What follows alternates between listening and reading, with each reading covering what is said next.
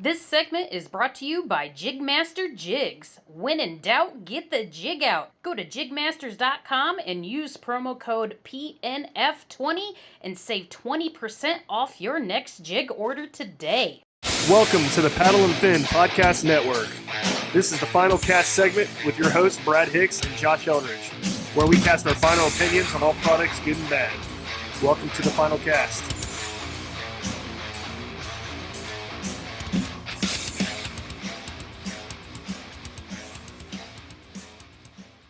Welcome back to the final cast on the Paddle and Fin Podcast Network.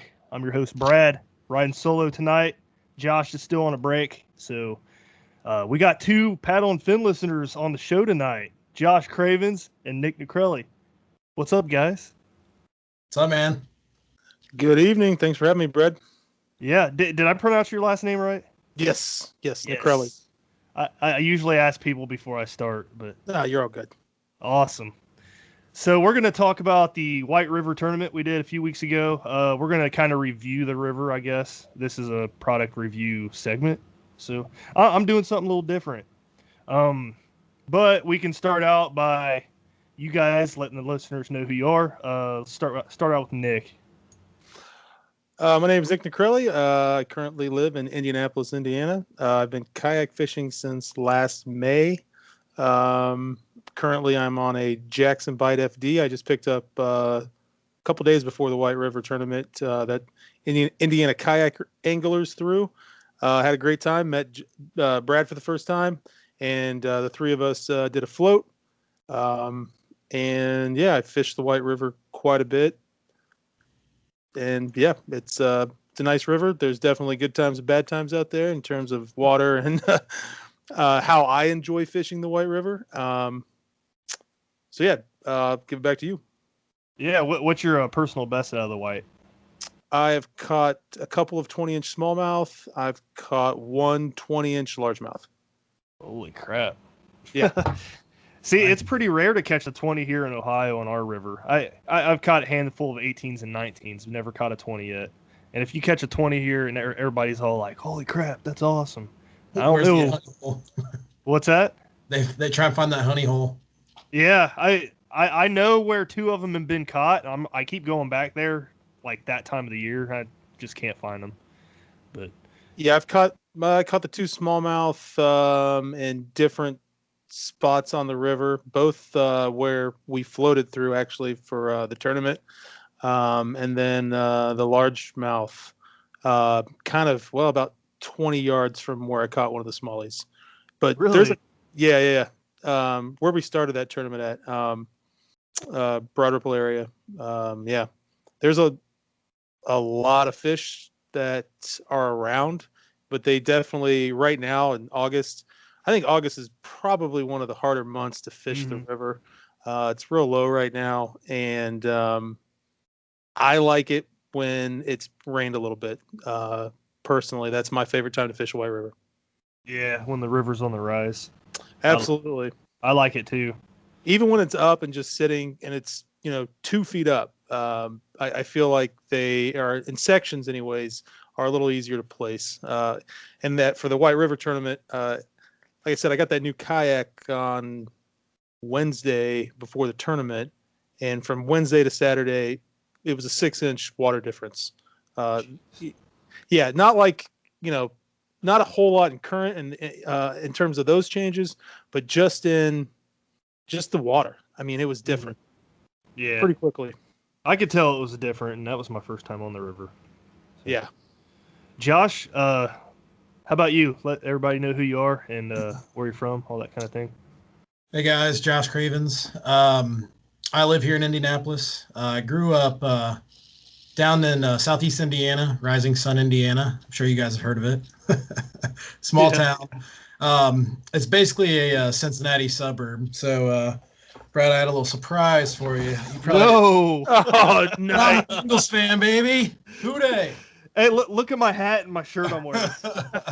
Oh, I knew you're an all-out Bengals hater, so I couldn't wait. So you probably saw my post a couple weeks ago, didn't you? Oh, I think I did. Yeah. That's awesome. I didn't know that. Yeah. But no, I went to Indiana University. I've been in Indy for probably the last 8 or 9 years. I live real close to Nick. I think we have the same kind of like home stretch of White River that we fish. I'm out there a lot. River fishing is kind of my favorite thing, right? Like I can go to a lake, but I really like getting out on the river. I think that's to where the kayaks shine, just being out there fighting the current, that kind of thing. I'm in a Hobie Compass right now. Pretty good riverboat. I don't really know anybody with a compass other than, on Facebook, but I think a lot of people buy them out near the coast, but I think it's a pretty good riverboat. It's like a light Hobie Outback. It does have some things that I would like different. The seat sits real low and things like that, but overall it's a good riverboat. It's light. I take it on little creeks that I went on a 7-mile float last weekend at Sugar Creek or 2 weekends ago, and I drug it all 7 miles. I mean, it was so low. It was like 6 inches of water. But yeah, no, I agree with Nick though.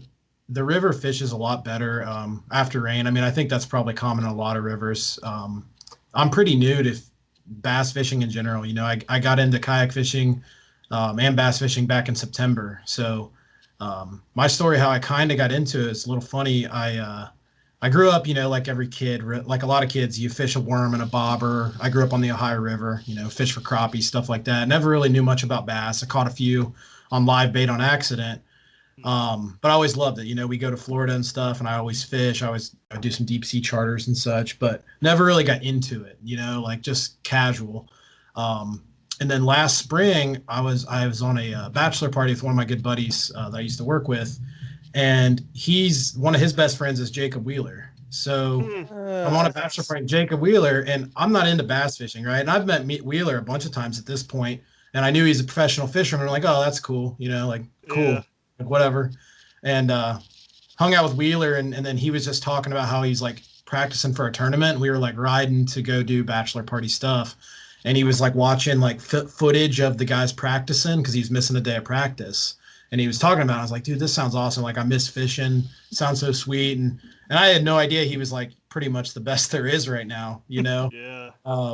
So anyway, when I got back to Indy, this was last spring, I went and bought like an inflatable kayak because I lived in like an apartment. and then after being in that for a month, I was like, okay, this is a pain. I'm going to get something real. And so then my first real kayak was that Hobie. So haven't looked back. That was your first in-person event for both of you guys too, right? Yeah, for me. I did the Sam and Allen's Turkey Bowl with two of my bike polo buddies back in November. But that was pretty, laid back. Even though I thought the White River tournament was pretty laid back too, which I really enjoyed. But yeah, kind of my first real, real one. That's not a charity tournament. Yeah, that was a fun little tournament. So now we got introductions taken care of. Let's talk about that. Like, how'd your day go? What were you using? That kind of thing. Whichever one of you guys want to start. Go ahead, Nick. I'll tell you how not to fish a tournament real quickly. Like I said, I was on I was in a new kayak. I had 2 hours in it, or 3 hours at the most, which isn't an excuse at all. Everything that I did wrong that day was on me. To start the day, we started off at a launch where, how many other people were there? 10 other people? I was going to say maybe 15. Yeah, it was it was a crowded 7-mile stretch. Luckily, everybody was very nice, cordial. Like I said, it was a really fun, loose tournament. So Brad started under a bridge. I went a little past him to an area that I like. First or second cast in a spot, hook up and land a 15 3/4. I'm a little pumped, excited. Don't put the board down in my new kayak, which I can do, to measure the fish, and I goof one. It goes off the board into the water. Good start. Typical first tournament. Good start. You paddle down to me, and you're like, I lost a 15-incher. You're all cool about it too, and I was just like, really? I'd be pissed. I wasn't happy with myself, but It was within the first 15 minutes or whatever, and I kind of thought that maybe we were going to have a good day. There's going to be a good solid bite day. I don't know, whatever. I probably, in hindsight, should have stayed in that area for probably another 15, 20 minutes, hit a little harder.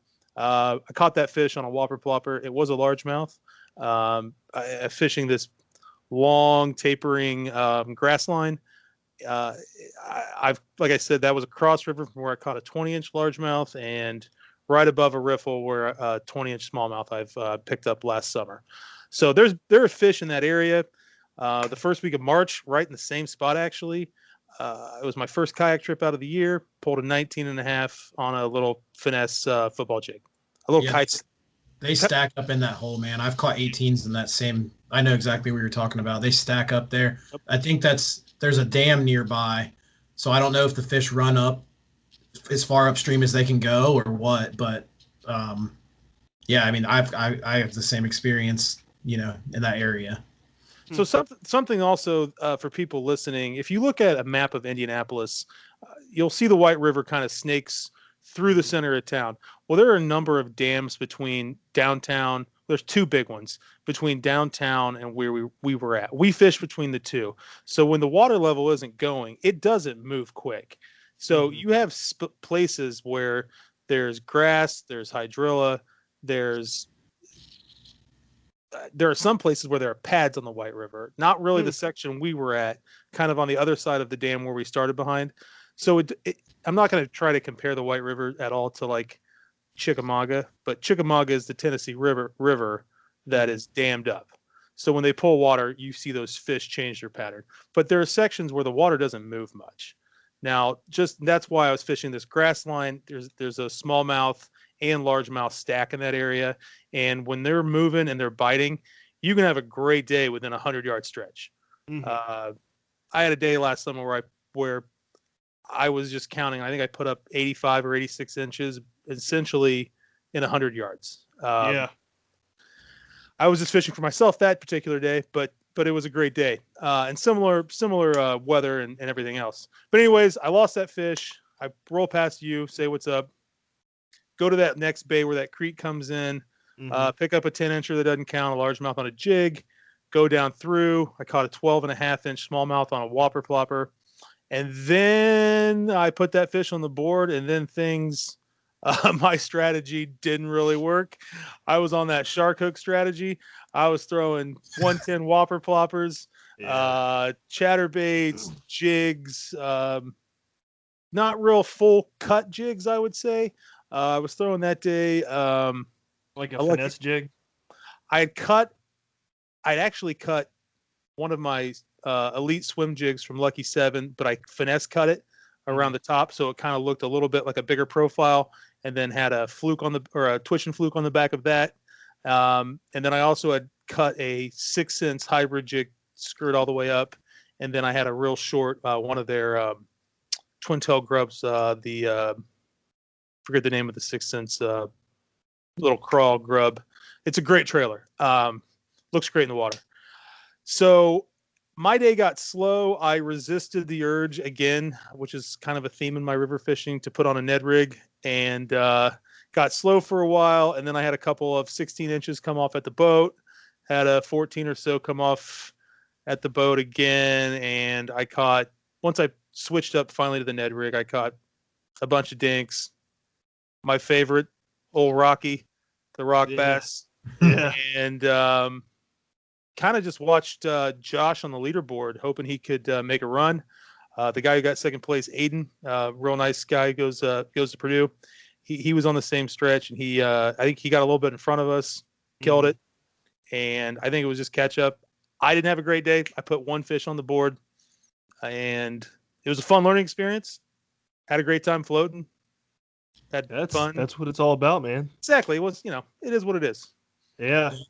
Yeah, I had a tough day starting out too. I had a bunch of misses on topwater, like right when we first started, and then after that, I went how long was that stretch? 7 miles or something? Yeah, I probably went 5 miles before I started catching a fish. Wow! And I was starting to sweat because I'm like, dude, like river fishing's my thing. Like I can't come out here and get embarrassed, you know. So it's like I'm determined to get my limit. I caught my limit, or I caught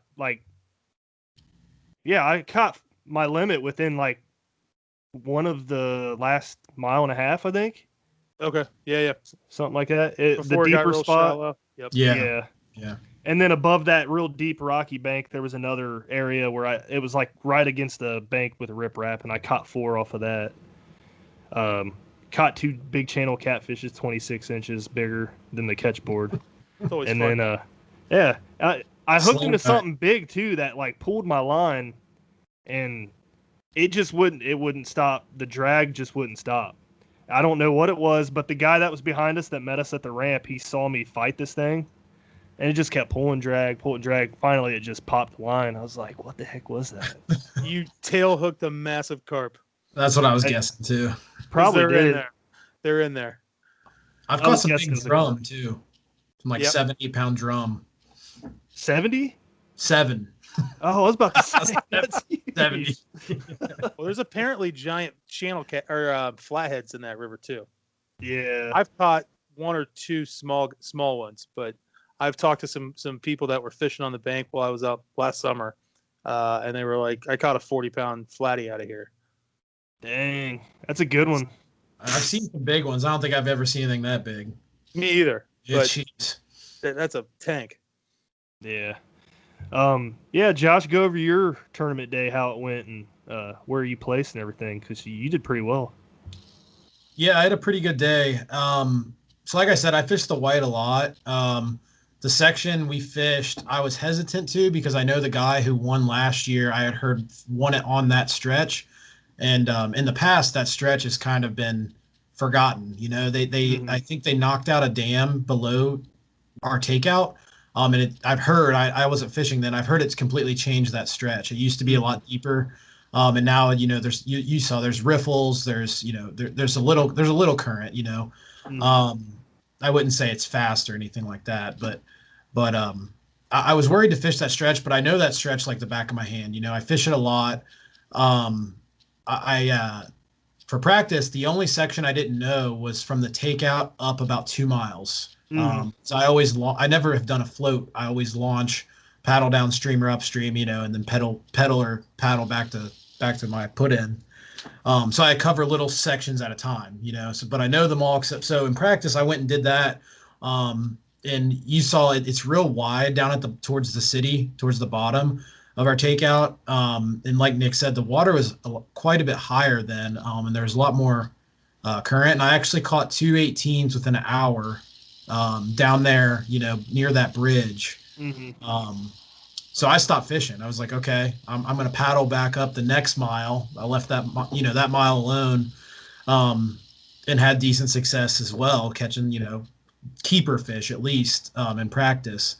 And I say practice, I mean, I go out and fish the White River 3 days a week anyway. So it's not like it was like I was taking this super, super seriously, but I wanted to do well. Yeah. So I also checked out a section way up north, near like Anderson, Noblesville area. You know, probably for those that don't know the White River, it's probably 20 miles north, maybe more of where we fished, 20, 30 miles north. And up there, it's a lot smaller. It fishes a lot more like a creek. I think there are a lot more fish, but I think there are less big fish. I think you could probably catch a lot more 16s, but you're not going to, at least my personal opinion is you're not going to have that chance at a real big 21 incher up north. You know, there's just less water. So anyway, I went up there and I decided I was just going to, regardless of pressure, I was going to go with what I was comfortable with, which was, you know, the stretch that we did. And to start the day, I got, you know, on my spot on one of my first spots. I kind of figured a lot of people would launch there, but I didn't think it would be quite as packed as it was, to be honest with you. Yeah. Like I was like, okay, I'll give Brad the bridge, and I know Nick likes to go up to his spot. So I was like, okay, I'll paddle down to the first riffle and post up there. And there was already Aiden was posted up, you know, at the top of the riffle. I was like, okay, well, there's not that much water. I'm going to go to the bottom of the riffle. So we were a few hundred yards apart. It wasn't like I was, you know, encroaching on him or anything. But anyways, so I anchor up, and on my second cast, I was throwing a Kitech, on like a heavy jig head, like a swim bait jig head, and I like to throw swim baits that touch the bottom on the White River. So that's kind of my go-to. I decided that I didn't want to do topwater. I don't have that much confidence in it, so I didn't even bring a topwater rod. Turned out that I think a lot of people didn't have that great of success on topwater, so I think I got kind of lucky that I just was like, I'm just going to commit to not bringing one. I'm not that confident in it. So anyway, second cast, I catch a 17 1/4 on that Kitech. So I'm feeling pretty good. Fish that section for a little bit more after I measure it, and then cruise on down. And there, funny enough, there were two guys that were fishing right alongside me and Nick after Nick had caught up, and they weren't fishing the tournament. They were in some really nice decks, like they're in like a new canoe and like an old town autopilot. He didn't have the engine or the motor in, but so they're fishing, and they're like, I'm assuming they're in the tournament. We're talking. They're like, oh wait, there's a tournament. All right, well, I guess I'll I'll stay out of your way. If you want a section, just tell me. I won't hit the bank. So I'm like, all right, that's cool, whatever. I'm thinking I'm not going to see these guys all day. Well, they floated with us for a while. They were nice. They were cool guys, definitely. But when you're trying to win a tournament, I was like, oh, come on, the one time that there's people at 6 a.m. at this launch that aren't in the tournament. So funny enough, not far downstream from where I caught my first fish, maybe a few hundred yards, I'm still throwing that Kitech, and I catch a 18 3/4. So this is within 20 minutes. I got an 18 3/4 and a 17 1/4. So I'm feeling pretty good. Those guys come over and take my picture with the fish, which was cool of them to do. And then jokingly enough, they're like, "You're telling me if I catch a 20, you're not gonna take a picture of it and submit it to your tournament?" Like they're like, "Come on, man." I was like, "No, like it ain't worth it. Like I don't want to win if I got to do that." And they're kind of thinking, I think, but I'm not kidding you. 5 minutes later, they catch a 20-inch smallmouth. And in his defense, it was river I never would have fished. He was like, "Yeah, man, I gave you the deep bank," which he did. I was fishing the right bank. They were on the left, and it was like a foot of water on a grass flat. And he pulled it at 20, which would have been, I think, big fish of the day, right? I think only one other guy caught a 20. Yeah, something like that. I think so. Yeah. So I thought that was kind of funny. So anyway, I was sitting pretty good. I was sitting pretty good. And this was early on, like I said. So I just kept grinding that same that swim bait pattern, thinking, if they're gonna hit top water, they're probably gonna hit a swim bait kind of thing. Yeah. So then, here's where the pressure comes in. Nick had caught up to me by this point, and we were chatting, about him getting the fish off the board. And I said I had caught a couple, and we would go down to the next spot. Like I'd paddle ahead of those two guys that were fishing, and then Aiden be like anchored up at the next hole throwing his Ned rig. And like I said, I know that section really well, and I'd be like, okay, I'm gonna paddle down, park here, take my time at this next riffle, and he'd be there, So I kind of like fished behind him a bit, and then it kept happening for a while, and then eventually I decided just to paddle out like a half mile ahead into this next spot further downstream, and I'm not catching anything after this. I mean, for hours I didn't catch anything, maybe like a couple dinks here and there, nothing. No keepers. So I finally paddled down to this like deeper rocky bank that I caught him in, and that earlier that week, and it was like, Brad, you probably fished the heck out of it. It was like a few hundred yards long just before a bridge. Yep, that's where I caught my 4.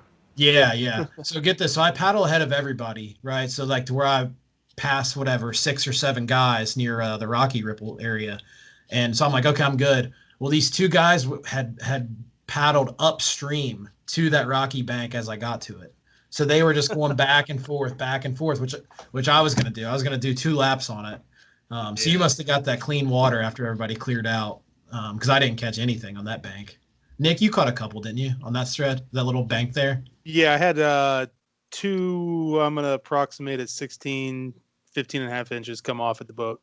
Yeah. Jeez. But one was, I think, on a Nico rig, because I was getting bored and desperate.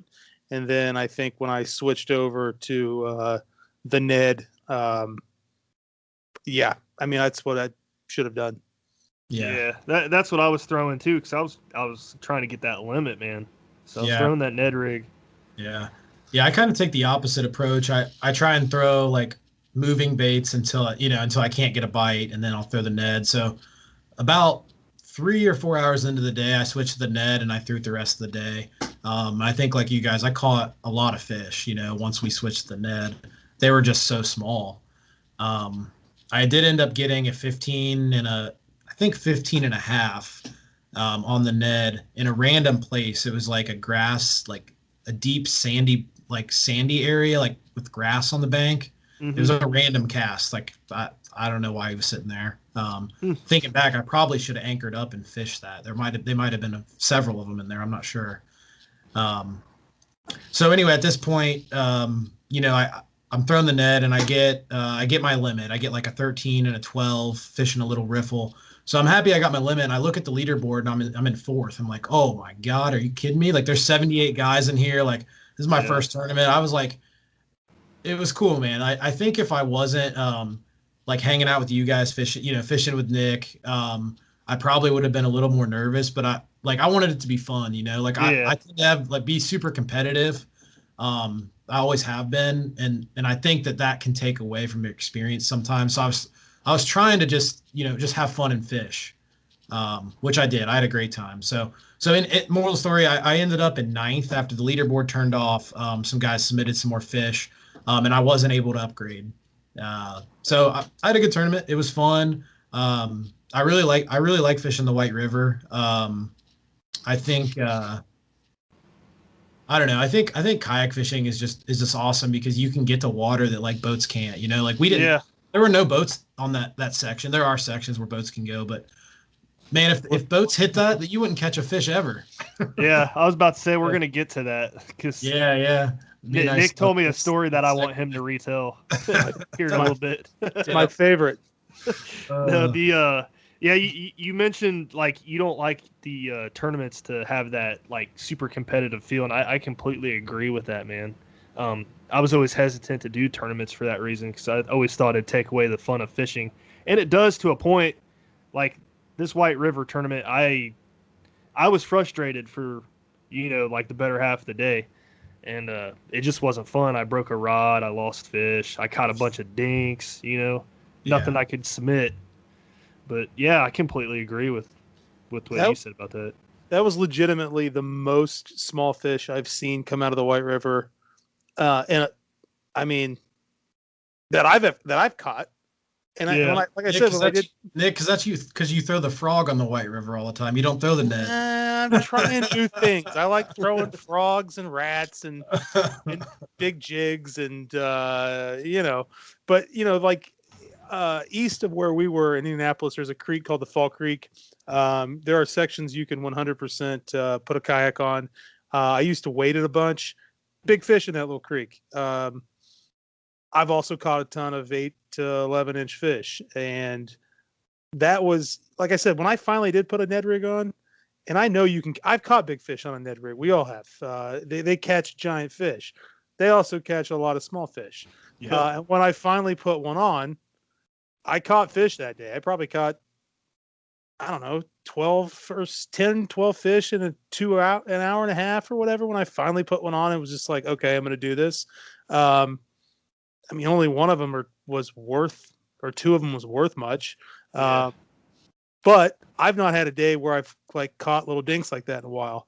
Now I'll have days where I catch 11 and 12-inch smallmouth or largemouth in sections, but not those 8-inchers, not those jimmies.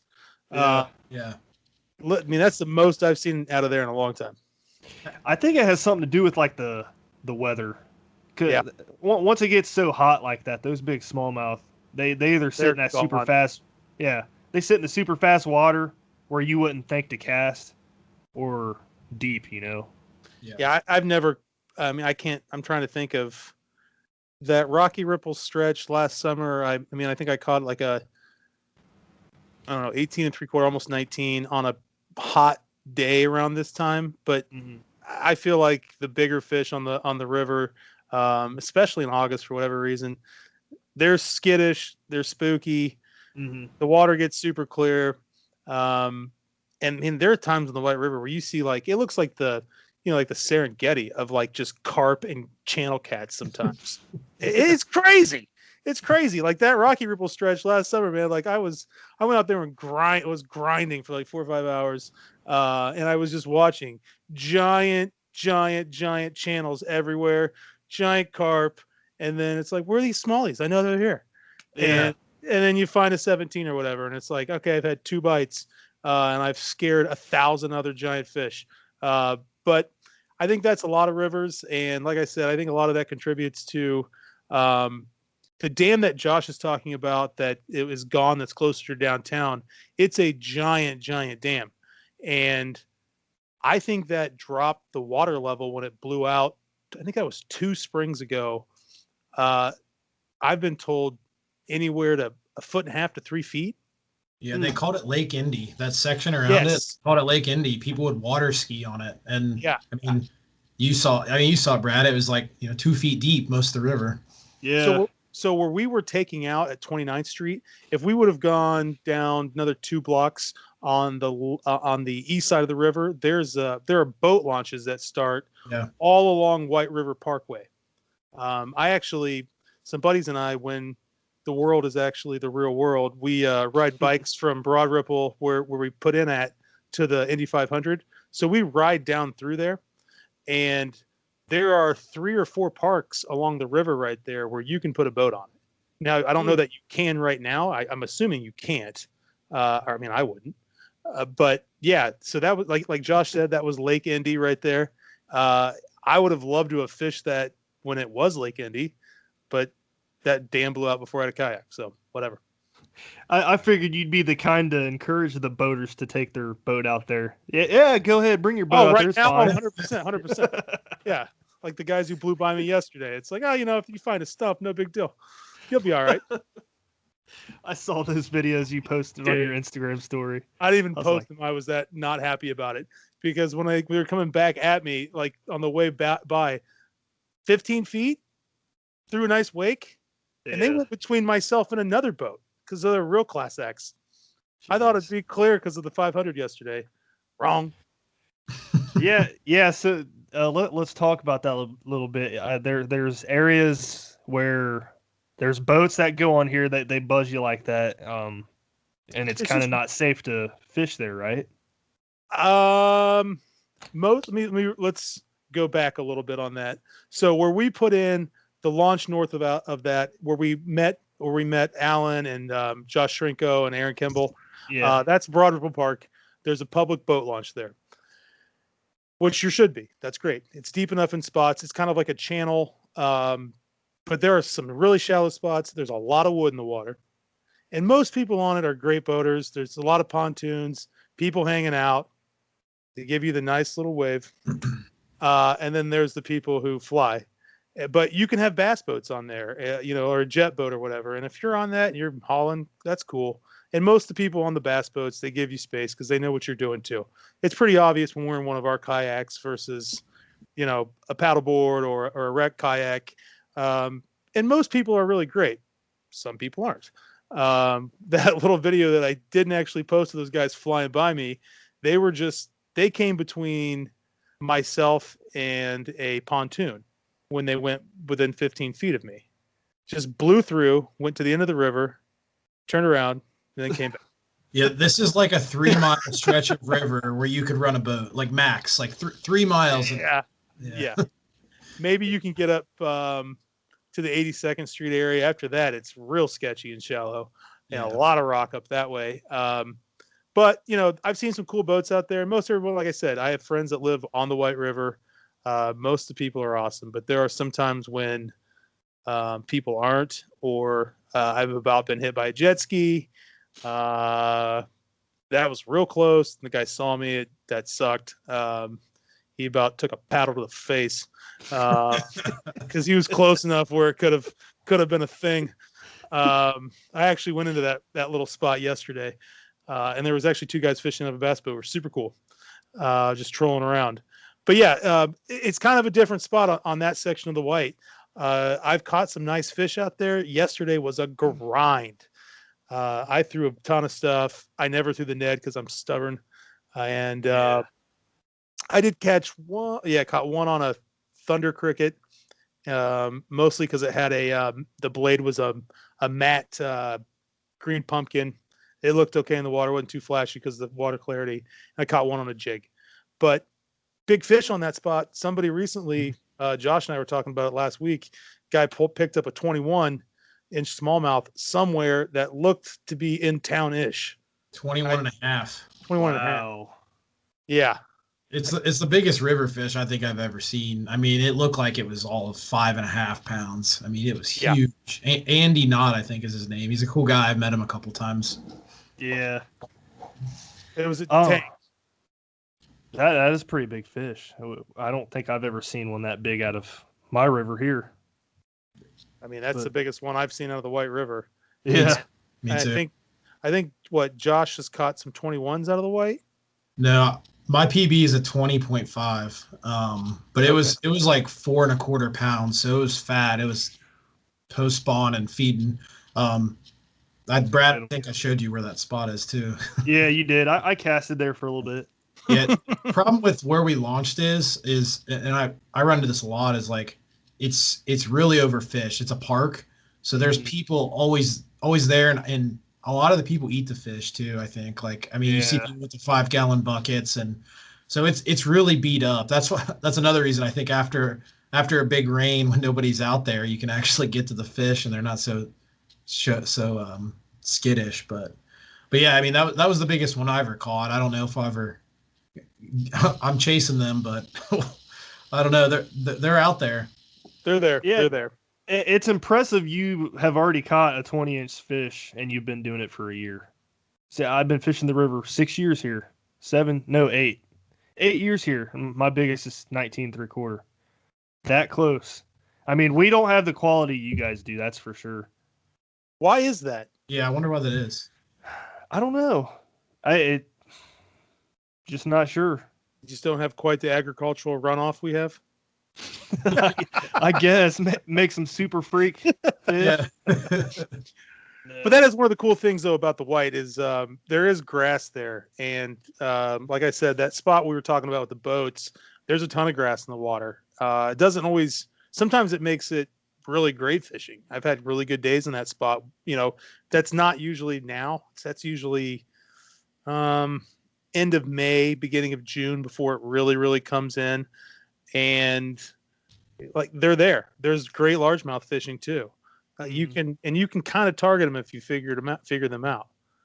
But where we started, where that first fish I caught on a couple weeks ago, where it came off the board, the 6 days before on that Sunday, 19.5 right there. Wow. Same spot, almost same spot, 10 feet from where I caught the one. Yeah, that's pretty crazy. So yeah. I guess if you want to catch a 20, you just got to come over here. I'm gonna come back before the end of the year. Like should do something in the fall. Yeah, fall bite in. Yeah, for sure. Yeah, I'm hunting now. I'm in that Paddle and Fin Noobs tournament. Shout out to Milford and Sean for setting that up. I'm having a blast with that. Nick's in it too. Thanks, guys. I was in first a lot of the month just from all smallmouth. I want to win this. I want to beat all these southern guys with just smallmouth. Heck yeah, dude. I think I'm in fourth now, and some guy just put up 103. So I heard that. I was like, wow, dude. Some noob, huh? He did it in one day, too. Hey. One day. Everybody in that tournament, they're supposedly noobs, but they put up way more inches than I do. Dude, hammers. Yeah, they are. I'm like, dang, man. Yeah, I got 90 cool, inches. It's I'm cool. in like fifth. Yeah, that's impressive. 90 inches is impressive, smallmouth wise. So there's I was going to talk about this area a little bit up north of where we fished. It looks like there's 2 neighborhood lakes that connect to the river. Yeah. Have you guys ever fished? Is that what you were talking about? What area? It's above Broad Ripple. Like pretty close to Broad Ripple? Yeah. Yeah. Nick fished yesterday, right? Yeah, I was in the first one yesterday. Yeah. Are you allowed to go all the way up into the neighborhood? The first one is like a big. They're like 2 big bays. And they were old strip pits that were used to build 465, which is the highway that goes around. But they stop before you get in the neighborhood. Now the second one, if you keep going up and around, that is a big bay that's filled in now with sediment for the most part. There's Oh, okay. fish in there, but it does go back into a neighborhood, but they have it buoy markered off so you can't go back there. Okay. Yeah, it's like a little finger kind of. I don't know if you can see that. Yeah. Yeah. Yeah. Yeah. That's where it's buoyed off right there. Yeah, you can't get in there. That was well, before I talked to you guys and was going to float with you, I was going to float that whole section. And I was looking at all these little islands that are through here. I'm like, man, that looks like some good area. Well, the nice thing, the potentially good news with that particular bay is that a friend of mine who lives on the river is a biologist. He does a lot of his studies are wildlife studies related to new infrastructure. So a greenway, something's putting in through a wetland or whatever, he goes in and gives it the yes or no. But anyways, he also sits on some committees for the White River. And there's been talk to go in that particular bay where you're talking about, because there is so much sediment push off the river right there, because it comes around a channel swing, and that lake is back here. I'm going to call it a lake for the sake of this conversation. But a lot of that they're still deep in the middle, but it's a lot of sand sediment. So there's been talk to actually dredge that sand out and rebuild that section of river to make it like more of a peninsula, and then make it still have an opening there to go into that bay, but sort of rebuild the river so that it can swing through and keep pushing south and hopefully improve some flow there. Nice. That'd be kind of cool, like throwing some riprap in there and all that stuff. Who knows if new it'll habitat? happen. Yeah, That would be cool. It'd be great. What's the guy's name? Your buddy. Neil What's his last name? Bennett. Neil Bennett. I'm gonna have to remember that because I might have him on, or somebody. He's a good guy. Let me know. He knows a lot about wildlife, and he used to work out west after he went to college, Muncie, Ball State. Nice. That's cool. Yeah, I like talking to people like that. Interesting stuff. Yeah. Have you guys ever fished? I saw, also looking at the map here, that the river forks off in the east and west, way up north. Yeah. Have you guys fished up there? I have not. The closest, or from Indy that I fished, I'm from Muncie, Indiana, again, where Ball State is. And growing up, my buddies and I used to do some wade fishing in the White River. Did a John boat or two float when I had one. And that's Indy, and there is where I fished the White River. And that's still the East Fork up there, right? Yeah. On that side. So I think the west, it splits the West Fork south of Indy, doesn't it? Yes. Yeah.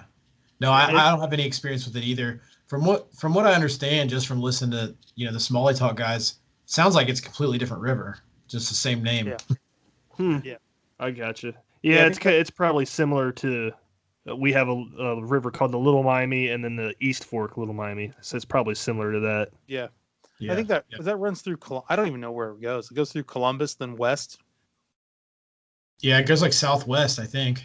Yeah, I've not fished it. Illinois border. Yeah. So when I was scouting for this trip, I was sitting here. I just followed the river all the way, and then I came to the fork up there, and then I followed that one all the way back down to Indianapolis. I was like, man, this is weird. Yeah. I was completely lost. Didn't know where I was going at all. But I like how that for the IKA tournament, that it's basically from Anderson through downtown, or does it go through the south end of town? No, we got out at the bottom. That next launch where those boat ramps are is the bottom. So yeah, Anderson to like 29th Street area. Okay. So I think that when I looked at it, it was like 40 miles of river or something like that. Which is pretty good. But like you said, I mean, the White River is a few hundred miles long. And it ranges, like up in Noblesville, there's a really, really good stretch of river. But there's pleasure kayakers by the thousand. So you got to avoid that stretch, Yeah, I do the same thing on my home river. We're debating on a stretch next weekend or this weekend for a tournament. And, They don't launch until 10 a.m. I told my buddy, I was like, we'll be 4 hours downstream by the time they launch. So I think it'd be doable. It holds good. Yeah. Some of my bike polo buddies and I last summer, we did a stretch on the Sugar Creek, in June last year when there was actually some water in it. And we did I think like an 8-mile float or whatever. And we got to 3 miles in and we got right to the spot where the tubers were coming in. And, they were all cool, but it changes how you do things. Oh yeah. I about took out a whole family at the takeout going down those rapids I had my kayak for like 3 weeks, couldn't see a rock, almost flipped, kicked off another one to dig in. This guy's like, "What are you doing?" I'm like, dude, I about took out your 8-year-old. I couldn't see because of the rugby tournament. I fished like a GRBY tournament last weekend on Sugar Creek, and I got same thing. I did like a 7.5 mile section, and about mid-morning I got to a point where a bunch of tubers were putting in under this bridge, so I like paddled ahead of them. But man, it was you're done. They're fun. They're fun. You gotta go by them. I was like, I'm gonna go a full mile in front of these guys. Yeah, it's funny because I've always caught fish down on this river near me. And there's a bunch of pleasure kayakers and stuff like that. And you catch a fish right in front of them, they all start like cheering and stuff. It's because they're all like drunk and stuff, going down in a tube. They're like, "Yeah, he got a fish. I'm gonna bring a pole next time." Well, where we put in for the tournament, that's a pedestrian bridge that goes overhead right there. Yeah. So I mean, I know Josh, you've had the same thing. Someone's watched you catch a fish and been like off the bridge going, "Dude, you catch one?" And then you hold it up. It happens. Sometimes you get an audience right there. It's kind of fun at times. I got a pretty funny story on that bridge. I was fishing under that, and this guy, people are kind of like amazed at the like fishing kayaks, I'm like looking around, and they're like they're always curious, So this guy's up on the bridge above, and he's just asking about the kayak, and you fish out here. Is there fish in this river? Like, it's a river that goes through the heart of Indianapolis. Doesn't look clean. It actually is pretty clean, all things considered. I mean, it's clear. Anyway, I'm talking to him, and then I hook into like a good fish, like, I don't know, 17-inch or so. He's like, "That's awesome, man." And he was like, and I'm like, "Yeah, man, it's, it's a smallmouth." He didn't know what it was and stuff. So I'm telling him about it, whatever. We're chatting. It's cool. And he's like, "Hey, I'm pretty hungry. Can I eat that?" You should have looked at him and like, "Oh, my bad, I dropped it. Sorry." I think I fumbled it, or I don't know what I did, but I was so shook. And then he before he asked me if he could eat it, he asked where I launched. So I pointed, I was like not far downstream. So then, I put the fish back. I was like, "Oh, sorry, whatever. I wouldn't eat fish out of here. Which I really wouldn't. I don't think you should out of the metropolitan Indianapolis area. Anyways, so I'm coming back after the end of my day, and it's like, it's like dark, whatever, like 9 o'clock, 10 o'clock. And no joke, this guy who was sitting behind a bush at the launch, I mean, and he pops out and he's like, "Hey, were you the one with the fish?" I was like, yeah, like I didn't even know who it was. I was like, "Oh yeah, I caught a fish." He's like, "Well, man, like I'm homeless, so if like you could just keep them for me and give them to me next time." I was like, "Oh, I did not read that situation, like from what was happening. Like I did not know that he was like asking to keep the fish." Like, it was so random. But that's kind of a tough situation because you feel bad for the guy, but then you don't want to hurt the fishery, For sure, yeah. I mean, I'd rather buy the guy a meal than You start taking smallmouth out of a river like that. I think that's what a lot of people don't understand. Bass fishermen and the people listening to this podcast probably don't, keep a lot of fish out of rivers. But I know on our section, I know of some people that were netting the entire river. So I ran into a guy who saw them. They took like a net that he said looked like a tennis net, and they walked across the entire river and walked upstream with it. And he said they had like 20 smallmouth that were over 2 pounds. They kept them all? Huh? They kept them all? They kept them all. Yeah, he called the DNR on them. I mean, they didn't care. They were gone before, they came, but stuff like that. Yeah. So, the bridge where there's like, what is that park? Holiday Park. Yeah, Holiday Park, the bridge before Holiday Park. Meridian. Meridian area. Giving away spots. Yeah, they used to stack up there. I haven't fished. I haven't caught a fish there all summer. Anyway, that stuff breaks my heart. So I hope people like just take care of the river. You know, I mean, it's fragile. You know, a section of river like that only had 20 smallmouth. You know what I mean? Like, it takes 10 years for a smallmouth to get to be 19 inches. So, you know, again, I think people listening to this podcast know all that, and but oh yeah. For the most part, it's frustrating. You know, it's frustrating. Yeah, for the most part, everybody who listens is catch and release, and they understand that kind of thing and how important it is. I know I do, because here in Ohio, man, everything's overfished. I've seen guys posting pictures of keeping like 3-4 pound smallmouth out of here. I'm like, come on. I know. Yeah, that. Well, I think there's a lot of fishing right now, anyways, with everything with COVID, which is a good thing if people let them go. And there's times where, not particular, I wouldn't do this on a river, but if you're in a lake and you reach your slot limit and there's a lot of them, it's healthy for the fishery. It just is. Now on the White River, with the smallmouth, their main the main predators looking for them is that there's bald eagles and osprey and heron and flatheads everywhere. Now, I'm kind of surprised we didn't see any bald eagles on that run that we did. I know did today. You did today? Yeah, one. Yeah. Okay, cool. Because I saw 3 one day in Rocky Ripple about this time last year. But there's big osprey. I saw turkey vultures yesterday on the Broadway Park launch run. I saw like 5 of those. But in front of my buddy's house, who lives right on the river, he sees eagle and osprey all the time. So they're out there. So there are predators to the fish, especially right now with the water low and clear. But they don't need any more. And I think they had a good spawn this year on the river. This spring, we didn't get the giant fluctuations of rain. It stayed pretty consistent, because the last couple of years, I mean, it just went up and down. It was pretty consistent this year. So I'm not a biologist. I'm just an idiot who fishes and listens to some podcasts. From what I know, I think they had they should have had a good spawn, and hopefully we get a couple good more, but that's not going to happen if you're netting a 200-foot wide section of a river. Yeah, I would have lost my mind at that.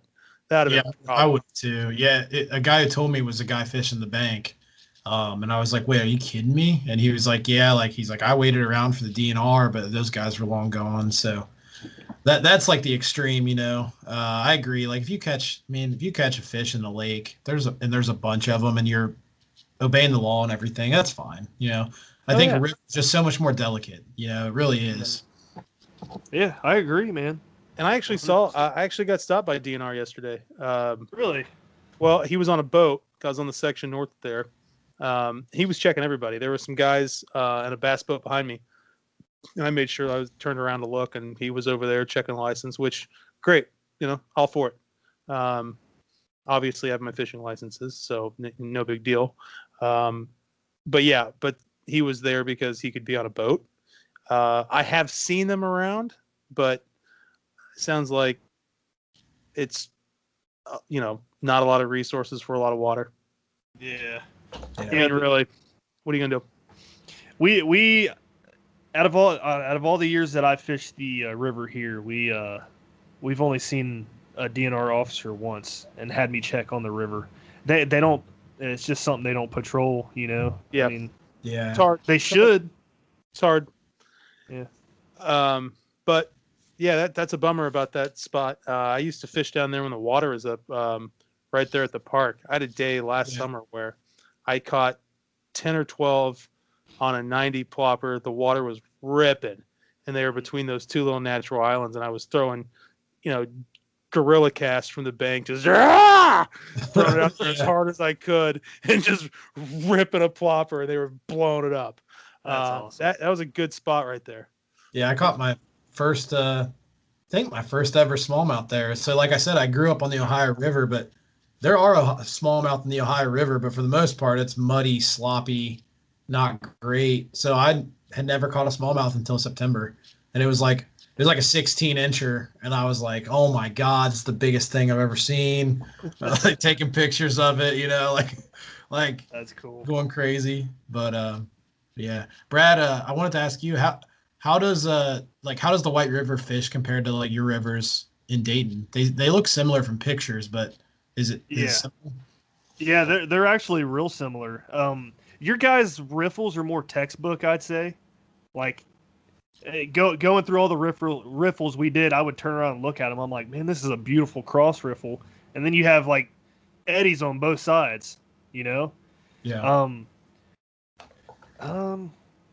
We have riffles here that I don't know. I just don't catch fish in them that much. I just think they get hammered a lot, So Yeah. I usually always fish the deeper parts. One of my favorite spots right now is 15-foot deep hole.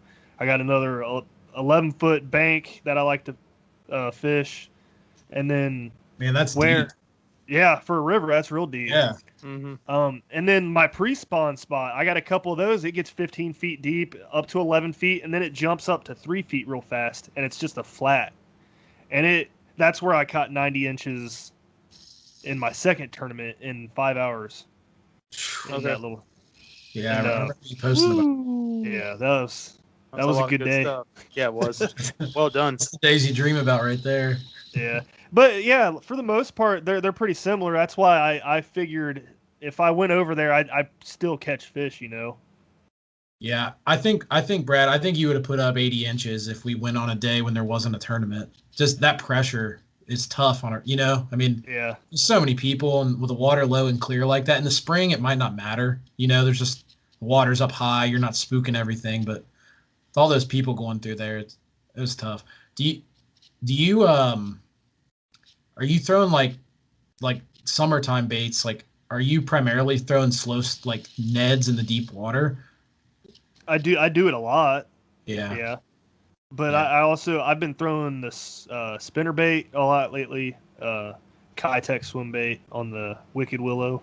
Yeah. I know you're not a big fan of it like me, but I've been doing pretty well on it. And then, well, of course, whopper ploppers. And I like to throw the whopper plopper in that fast-moving current that has the big, huge boulders, Yeah. And you have water just rushing around the big boulders. It seems like I have luck there in the summertime on whopper ploppers.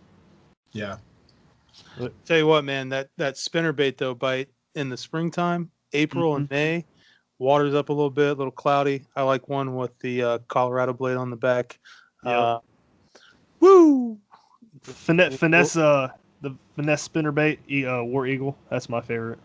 I like two. I like the Booyah makes it's like a $7 spinner bait or whatever, $6. It's called their Tux and Tails or Tux and Tail or something, and it has a long trailer or a long skirt and like six strands or whatever, and that thing is golden in the water. It looks so good. They hammer that thing, and then Josh's boy Wheeler, his River Special from Accent, that one with that little orange blade on it. They hate it. I've been looking for one like that, and I thought War Eagle made it, but it's you can order them directly from their website, and they're also on Tackle Warehouse. I ordered them directly from their site just because they're here. Yeah, it's an Indianapolis company. I was about to say that. Yeah, Indianapolis company. That's cool. Yeah. So I'm not gonna say I'm like best friends with Jacob Wheeler or anything like that. He's a friend of a friend. But funny story, that Broderpool stretch where all the boats go, that's where Jacob Wheeler cut his teeth. He lives near, or he grew up there, and fishing those Wednesday night tournaments. And so it's kind of funny, he grew up on the White River fishing. That is pretty cool. That and Geist Lake. Yeah, pretty funny. I don't know. I don't love those spinner baits in clear water. I think that river special is made for dirty water. It is. I mean, for me, I'm throwing that in the spring.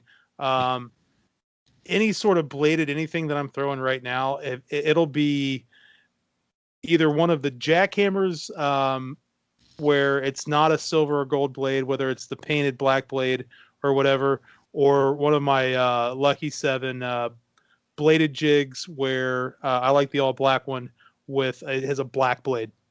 So you don't get the flash, you get the vibration, no flash. And I kind of like that as a rule that I try to follow when it's bluebird skies. I don't like the flash, especially now. And well, Josh and I fished last Wednesday out on Geist, and I caught a couple fish, and it was on it was actually a Strike King Thunder cricket, but it had that painted blade. You weren't getting flash from it. And it was a green pumpkin reddish with a Kitech, one of the easy shiners, not one of the fat impacts. It has the thinner body. You get it's a little more finessey. But yeah, but the springtime on the river, man. In some eddies. Woo, those big gaudy ones with that orange and that big gold blade kicking behind it. Man, you can do some damage. Yeah, I'm getting me one. I love the spinnerbait bite. They're good. That's awesome. Well, like I started working with Lucky 7 baits out of South Florida a couple months ago. I've not thrown their spinner baits yet, but they have this golden one that Sean makes that I'm going to definitely pick a couple up next time I make an order. And I think it's a triple bladed spinnerbait, but the gold on it, I think in the springtime it will be super, super good. It looks like every other kind of spinnerbait that I like to throw. I think it comes with a willow on the as the main blade, which I could change out for a Colorado if it fits, and I think it would be awesome. Yeah, I agree. I think so something that I do, and I don't know if there's any science behind this or not. I mean, everybody who fishes likes to think what they're doing is for science and not just random. But I think gold on the river is a lot better. I think if you look at the minnows and the bait fish, they're like golden colored minnows. They're not like, you're not seeing gizzard shad on the river. You know what I mean? Like there might be pockets where there's shad up in those neighborhood lakes, whatever you want to call them. There probably is some shad up there, but I don't know. I don't see a whole lot of like shiny silver bait fish. I think at least that's how I justify it. I like when I throw swim baits, I like to throw small swim baits a lot, like the Z-Man minnows. I throw that on a little ball head jig. I want bottom contact, but I like gold for whatever reason. Same thing with the spinnerbait. I like the gold blades a lot in the river. I don't know why that is. I like to think it's because the minnows are more of a golden than a silver, but I don't know. I've heard that before. I know there's a lot of people that love gold over the silver too, but I don't know. I don't know either. I like the gold. I know that. Yeah. But yeah, we're at an hour, so. All right. I could talk river fishing forever, man. This is fun. Heck yeah, we can do it again. I need to come back out there, fish with you guys again soon. Well, we got to put some pressure on Sam and Alan for the turkey bowl. Yeah, which I understand why he doesn't want to do it, because you can't get together afterwards. But yeah, you can. You can't. We'll just have to stand outside in the parking lot where it's cold in November in Indiana. So are restaurants not open yet? They are. I mean, we could probably go and just wear the masks. I mean, yeah, I do. It's not like we're gonna be holding hands and stuff. Right. You might not be. I'll hold your hand, Bradley. Heck yeah. But yeah, I hope that happens, and I kind of I hope to maybe I don't know, I can't speak for Josh, but I definitely want to do some more tournaments. I had a great time. Do some more floats with you guys, some other people. Nice thing is there's water between here and there, and I'd pick up an Ohio license if you guaranteed your guide service. Let's go, man. It's same here, man. I really want to do a overnight like camp on the river trip. I hear people talk about those. That sounds like a freaking blast. Me too. And that would probably actually be worth it if I came out towards you guys and did it. Because Okay. one day trip driving out there is kind of hard. Yeah, for sure. It's a long ways for a day. Cool. Well, yeah, we're winding down. You guys got anybody you'd like to shout out or anything? I have one. A Yeah. couple people. Yeah, lucky7baits.com. Go check out some. I love Sean's. Sean has another company. This is it's a company out of South Florida, Boca Raton area. He does a lot of bass fishing tackle, some tackle for inshore and saltwater as well. I'm a huge fan of his stick worm, which is Senko type worm. 419 special colors, the juice. I love his swim jigs, and I've been playing around with it's called his little critters, and that is like a Ned style bait. Plastic, but a little buoyant, pretty cool.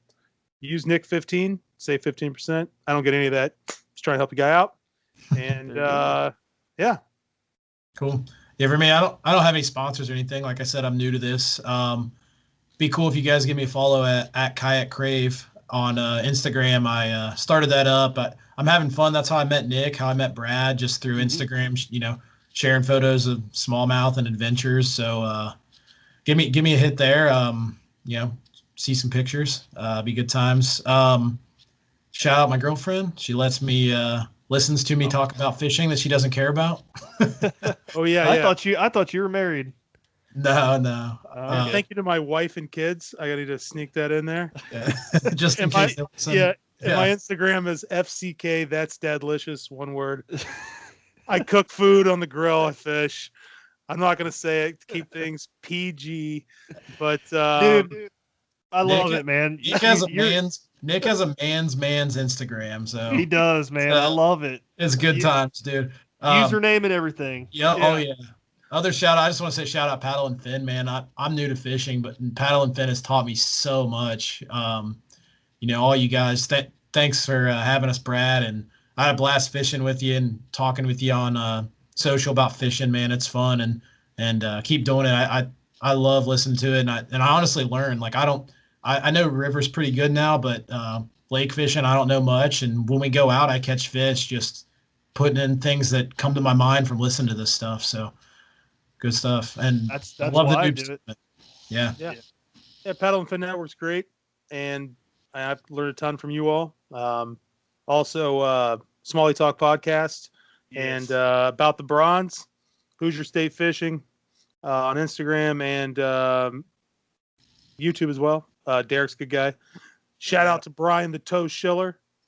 And I called him that at the Indiana Boat Sport and Travel Show. He looked at me like, "Who is this idiot?" And I was like, I trimmed up my mustache for you, man. And hey, Brian's the only guy to take me down in the noobs tournament so far. So Brad, you might be interested, man. huh? Ooh. I don't know. Hey. He asked me if I wanted to do it. I'm like, you guys, they're gonna whoop on me, man. Throw your name in the hat, man. September. Like I said, like I'm 80 inches consistently every month. I'm not some amazing fisherman. Hey, they're brown fish though, man. Brown fish. That's true. That's the only fish. Exactly. Free the fighter. Free the fighter. Oh, all right, man. We're gonna end this.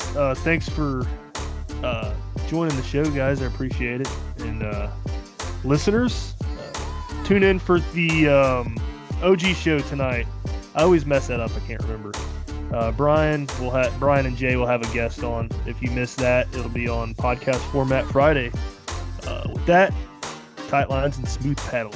Thanks for tuning in to another killer episode on Paddle and Fin.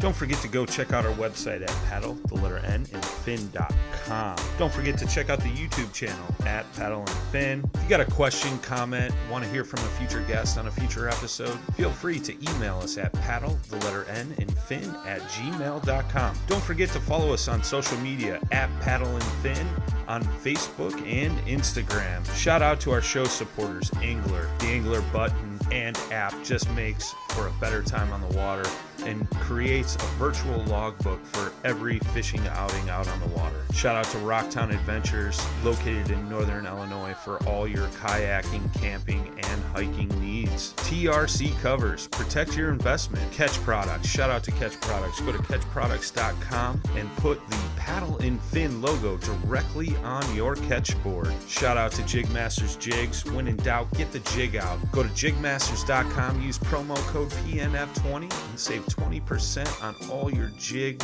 and tackle needs.